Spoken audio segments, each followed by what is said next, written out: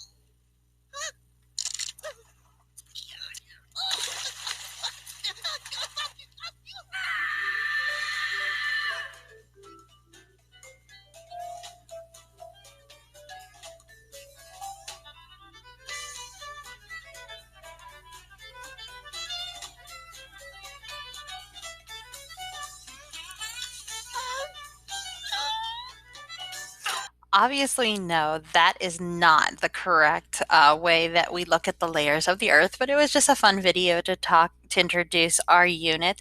Especially, we are going to be talking about something called continental drift.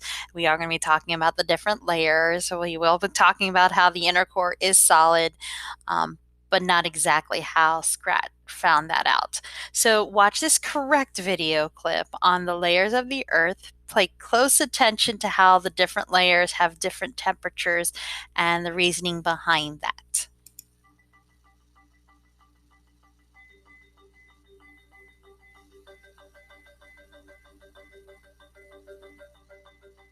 Hey everyone, Jacqueline Howard here. Ever wonder what it's like inside our planet? Come with me on a subterranean tour all the way from the rocky crust where we live, through the layer known as the mantle to the wild, half-solid, half-liquid core of the Earth. We'll also be stopping by a newly discovered underground ocean. Let's go. First stop, Earth's crust, the outermost layer where we live. The crust is made up of several elements, from iron to magnesium to sulfur, and its thickness ranges. The continental crust, the stuff found under land, can be up to around 50 miles thick, while the oceanic crust, the stuff found under our oceans, is around 4 miles thick. But let's see what lies below that.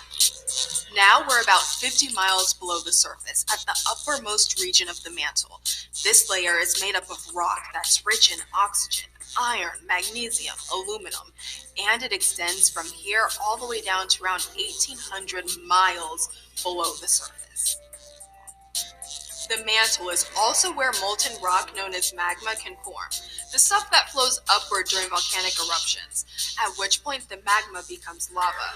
This was pretty much the picture scientists had of the mantle until earlier this year, when a vast, hidden ocean of water was discovered some 400 miles beneath North America. It goes to show that the rocks down here have a pretty impressive capacity to store water. But now let's travel a little deeper. You ready? Here we are, 1,800 miles down at the Earth's outer core, which runs all the way down to around 3,000 miles. This is a layer of molten iron that surrounds Earth's inner core, and it's really, really hot down here. In fact, it's between 7,200 and 9,000 degrees Fahrenheit. But if you think that's scorching, wait until we reach the center of the Earth. And we made it to around 3,000 miles down, the uppermost part of the Earth's inner core. Like the outer core, it's made of mostly iron, but the pressure down here is so intense, the stuff is solid. It's almost incomprehensibly hot. It's about 11,000 degrees Fahrenheit down here. That's hotter than the surface of the sun. Now, the actual center of the Earth is about 4,000 miles down, but I'm starting to sweat, so let's skip that and head back up to the surface. Phew, back on the surface. If my virtual tour of the Earth's interior had been a real one, it would have been a first. We all know that no one's ventured beyond Earth's crust. But then, how do we know what's down there beyond the crust? Scientists use waves of energy called seismic waves emitted by earthquakes to measure what type of material is inside Earth and where that material lies. You see, as seismic waves travel through our planet, the rate in which they're traveling, whether they're moving fast or slow, reveals what exactly they're traveling through, whether that material's solid, liquid, or something else. Now you know. Leave your thoughts on what's lurking inside Earth in the comments, and come on, talk nerdy to me. Okay, so now we can get into your actual notes. So go ahead, and if you follow along in your notes, you should be in the section that says, how are Earth's layers categorized? Well, Earth is composed of layers that wrap around a center core. The layers are distinct but not uniform, meaning they're not all the same. Within each layer, properties can vary. Around a layer, the thickness can change. Scientists categorize Earth's layers into two different ways: by composition, which means what it's made of, and by physical properties. In other words, the first one is composition chemically, and the second one is physical, as in you can see this distinct layers. So we have two models, and this is where your first set of words into your notes should go. So you're either filling in the blank or you're highlighting these words. So we have two models. We have the compositional layers of the Earth and the physical layers of the Earth. So you can see in this diagram, you guys made both of these diagrams. The one we're in, it was just the crust, the mantle, and the core. That's the one where it had parts that flipped open. That is your compositional layers. In other words, you can tell like what chemical parts, for instance, which layer has the silicates, which layers contain the most amount of iron and nickel, which would be the core, and the silicates are found in the mantle and a little bit in the crust. Then you have your physical layers over here. You start with your asthenosphere, which makes up the upper part of the mantle and the crust. Then you have the lithosphere. Sorry, first it's the lithosphere, then the asthenosphere, then mesosphere, then outer core, then inner core. So, continuing on in the same section, it says, in general, from Earth's surface to its center, temperature and pressure gradually increase. That means it gets hotter as you go toward the center, and pressure is greater in the center. Temperature, pressure, and composition all affect the physical properties of rock. So we're going to skip through this section of notes because this is actually should already be in your notebook with your diagrams. Okay, so let me skip through these and get to these questions. Which layer is considered to be liquid? There's only one liquid layer. Which layer do you think it is? To yourself, come up with your answer. If you said outer core, you would be correct. Which layer makes up our tectonic plates? So we're going to find out a little bit later what exactly tectonic plates are, but they're the layer that we're standing on. So that would actually be the lithosphere. Which layer contains the process of moving the tectonic plates, also known as convection currents? Well, if the tectonic plates are found in the lithosphere, which is the outermost physical layer, all you have to do is think of the layer that's underneath the lithosphere. So which layer is that? Take a minute and think. The answer should be the asthenosphere. So, next section. How did Earth form? The universe is approximately 13.7 billion years old, so we're pretty sure about that number. As soon as it, meaning the universe, formed, matter began to spread out. As the universe expanded, some of the matter gathered into dense clouds. These clouds then became galaxies and solar systems. So if you know, we live in the Milky Way galaxy, and we have our solar system with our planets, Mercury, Venus, Earth, Mars, Jupiter, Neptune, and Uranus, and Pluto. Pluto is still considered a planet. It's just what we call a small planet. From that 13.7 billion years, about 4.6 billion years ago, our solar system formed from a solar nebula, basically a giant cloud of gas and dust. Gravity then pulled much of the matter to the center, forming the sun. The remaining particles surrounding the sun began to join and form clumps of matter. Gravity then attracted these clumps to one another and caused them to collide. Again, another word that you need to fill in. Sometimes clumps join during a collision. Over time, the clumps grew large enough to form planets, asteroids, and other bodies. Earth formed in the inner part of the disk from dense rocky and metallic materials. Less dense materials, including many gases, form the other planets farther from the sun. So if it was less dense, it's farther from the sun. If it's more dense, it's closer to the sun. So Earth is kind of midway dense, okay?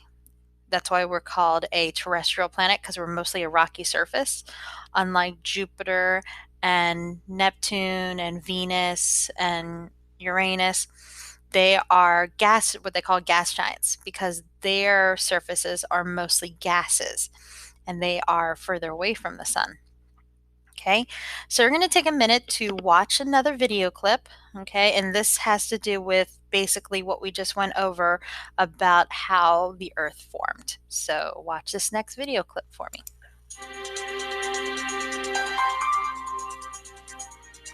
To understand how the continents shape our world, we must first travel back in time to the very birth of the Earth. 4.5 billion years ago, the Earth is created from the debris left over from the formation of the Sun. Dust and debris collide and clump together. Once these clumps grow into objects about 1/2 mile in diameter, they create enough gravity to attract more material. Slowly, these clumps grow into as many as 20 planets. As these new planets orbit the Sun, they begin to collide. One collision with the planet Theia, which creates the Moon, obliterates the surface of the Earth. The energy from the collision makes the Earth incredibly hot. At around 11,000 degrees Fahrenheit, it's more than 7 times hotter than the inside of a cremation furnace. Earth is a massive molten ball of boiling lava. This is primeval hell, where thousands of asteroids and comets bombard our world. But deep within the planet, a process starts that will lead to the first land. The heaviest elements, lead and nickel, sink down toward the center of the Earth to form a molten core. The lighter elements, including oxygen and silicon, rise toward the surface, where they erupt in volcanoes of molten rock. Slowly, the Earth's surface cools. Molten lava solidifies to form patches of crust, the seeds of the first continents. But even as the first land is born, it faces a battle to survive. Basically, the video that you had just watched went over the birth of Earth. So again, we start out as a cloud of dust called a solar nebula, and then they begin to collapse and begin to rotate. And then over time, it started to flatten into a swirl of matter, and basically the sun formed in the center. And then other particles started to run into each other. And then due to the force of gravity, some of the particles began to stick to each other and start to form larger bodies. And then eventually those larger bodies became planets such as Earth. Okay, so part of Earth is that inside the Earth we are very, very hot. Okay, so as scientists formed, or as Earth formed, it became very, very hot. In fact, scientists think that this energy was transformed from the collisions that formed the planet and by the breakdown of unstable elements. Earth temperature was also raised as gravity pulled dense particles toward Earth's center. Collisions, which in terms of Earth means moving objects, have kinetic energy. So whenever two objects run into each other, there's going to be some sort of moving energy. I mean, think about like when a ball and a bat are run into each other, they're going to have some sort of energy that's released. You hear it as a form of sound coming out of the bat hitting the ball. Well, in this case, when two objects in space collide, there's going to be some sort of energy in the form of heat. And that's what keeps part of our Earth hot. The other thing that makes the inside of our Earth hot is the radioactive decay that's happening inside the Earth. So when Earth first formed, many unstable materials in the planet were breaking down into stable materials through a process called radioactive decay.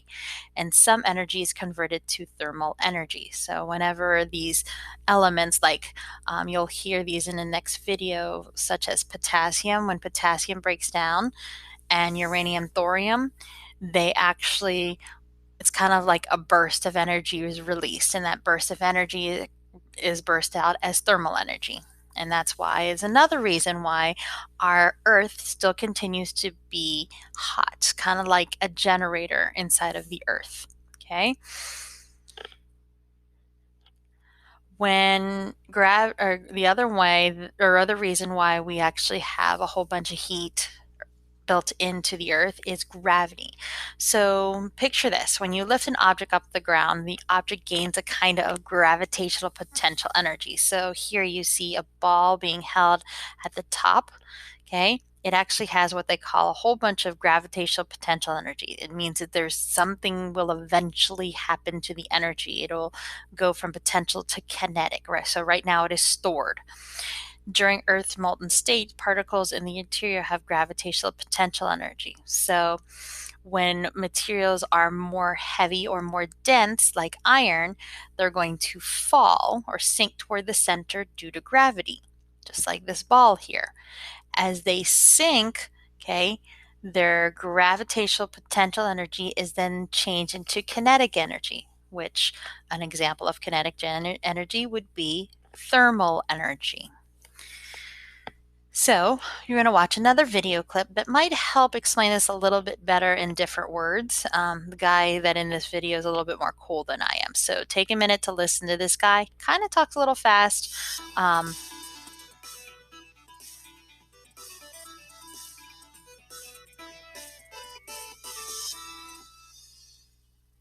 You see, the gas was only heated up because it was compressed. But the Earth is not made of gases. It's made of solids and liquids, which compress very little, and the compression they experienced happened long ago. Gravity is no longer doing work on the Earth. Though that is indeed where a great deal of the heat in the Earth came from.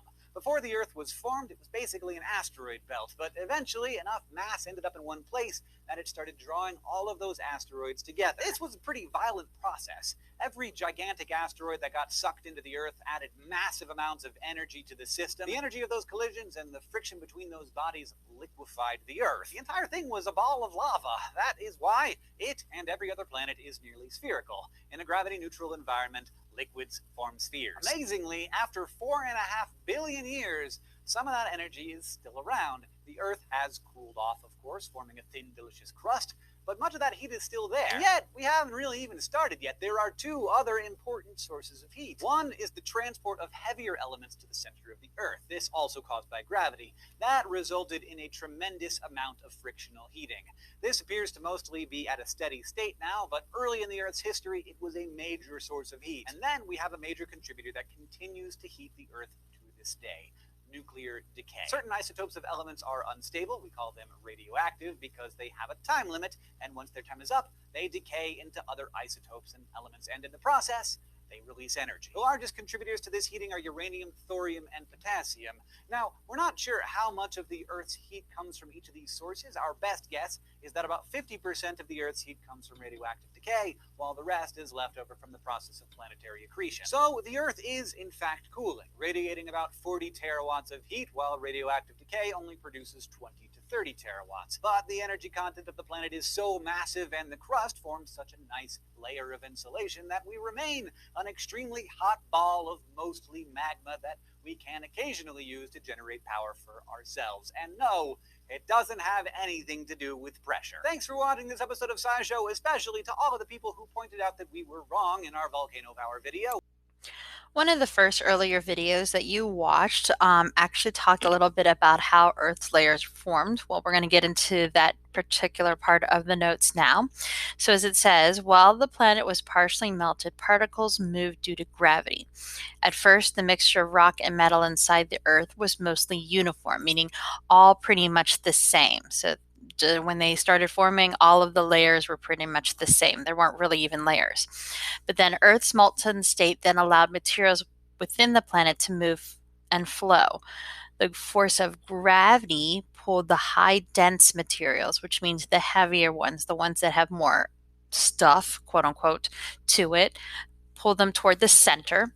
And the materials with low densities, meaning less matter for the word stuff, and those were pushed toward the surface. So less density, higher up to the surface, more density, lower toward the center. This process is called differentiation, and this occurred as the planet started to cool and started to harden and solidify, meaning become less liquidy and rigid to very much solid. The planet cooled because of process that warmed the early Earth, such as collisions, slowed down. So in other words, you didn't have as many collisions happening, so the Earth started cooling down. Differentiation resulted in the dense center, or the core, and the surrounding spherical layers with different properties. In other words, differentiation caused the center to be the core, and the Earth formed basically a round spherical shape, just like all the other planets. So, how do scientists know what's inside the Earth? So that's always a big question, because you can't dig into the Earth. Okay, we haven't gotten very far. The furthest we've ever gotten is a canyon that's found in Africa. So we actually have 5 main pieces of evidence that actually support this idea.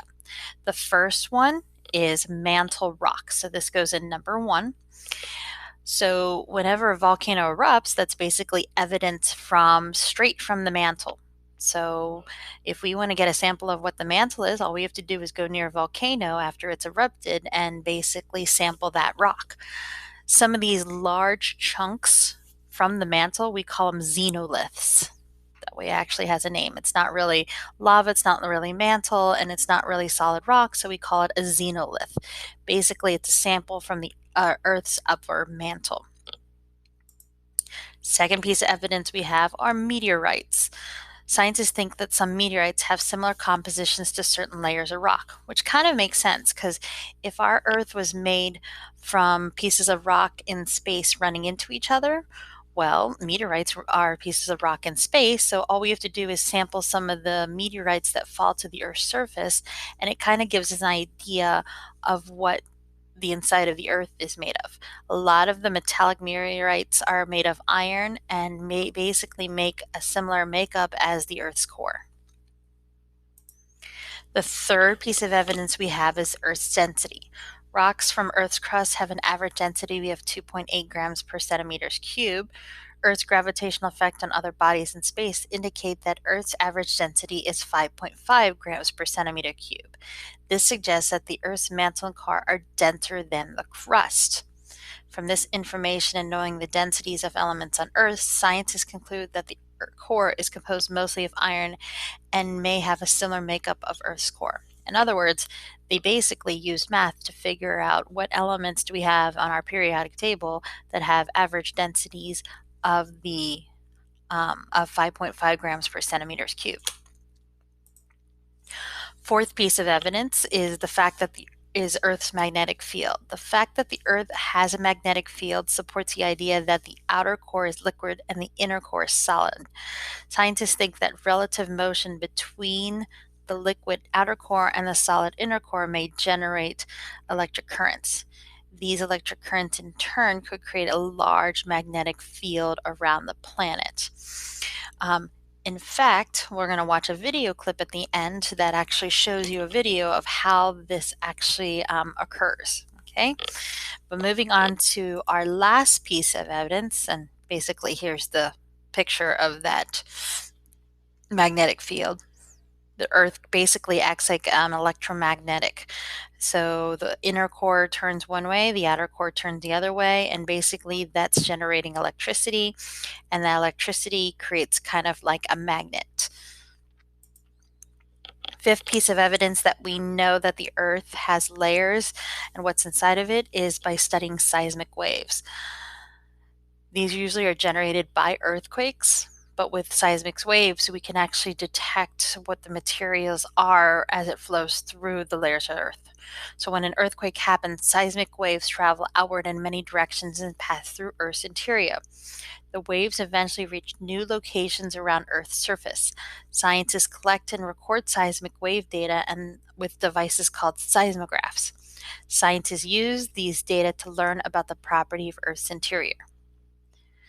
So you're going to watch your very last video clip for this part of the notes, and this kind of summarizes everything that we've learned so far about how the Earth was made and how we know what's inside of the Earth. So watch this last video clip.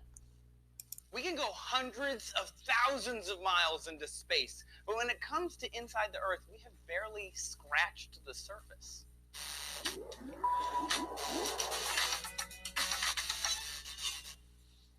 Hey diggers, what's shaking?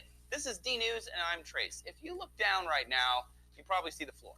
But under that floor is dirt, and way under that is bedrock, and under that, hypothesis and theory. Seriously, we have gone to the moon, but the deepest we have ever been on our own planet is 2.4 miles into the crust at the Tautona mine in South Africa. What's down there? How does it affect us? New research has some insight. Scientists throughout history have mapped the inside of our planet by measuring the movement of seismic waves generated by earthquakes. Like sound waves, these are reflected and refracted, and they change speed as they pass through rocks of different densities and flows. Geologists believe as the primordial Earth cooled, heavy elements sank to the middle and lighter elements floated to the top. The result was a multi-layer planet. The crust is the top 25-ish miles, then a 1,800-mile thick inner and outer mantle made of highly pressurized superheated rock, which flows really slowly like asphalt. on a hot day. Under that is an inner and outer core made of heavy metals. This is where we think our magnetic field comes from. The outer core is a hot liquid iron alloy, and the inner core is probably solid nickel and iron. Thanks to some new computer models from the University of Leeds and the Swiss Federal Institute of Technology, we've modeled the inside of the planet 100 times more accurately than ever before. The new model has revealed the moon-sized inner core is super rotating in an easterly direction, and the outer core is flowing much slower in a westerly direction.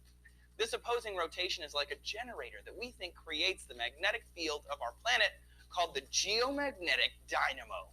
Doomsday predictors complain about this field switching or disappearing altogether, but science has shown the magnetic field has already done that. Back in 1692, Edmund Halley, like the comet, showed that the Earth's magnetic field has a westward drift. And by looking at 30,000-year-old lava flows, geologists can tell it's also drifted eastward at times. That's not really what these doomsdayers mean, though. They mean a pole swap. North becomes south, south becomes north. OMG! This has happened too. 780,000 years ago, during the Stone Age, the magnetic North Pole was actually on the bottom of the planet. Science! Now, with the help of these computer models plus centuries of seismic tests in geology, we know more about how the core of our planet works and also the magnetic field. The swapping isn't going to do anything too crazy. A switch of east-west drift ain't a big deal. We have to adjust for that anyway because the magnetic North Pole isn't perfectly aligned with the North Pole. It's drifting westward 1 compass degree about every 5 years or so. But a switch of the north-south field would take between 1,000 and 10,000 years and would definitely affect humans. During that time, compasses wouldn't work, and scientists think our weakened magnetosphere wouldn't block cosmic particles as easily. This would cause more intense and frequent aurora, cool, but maybe other problems like ozone holes and maybe increased cancer rates. No one's exactly sure. So what do you think of this? Are you worried? Spill the beans, and thanks for sticking around with DNews today. Make sure that you subscribe so you can find more DNews without a compass, and we'll catch you on the flip side.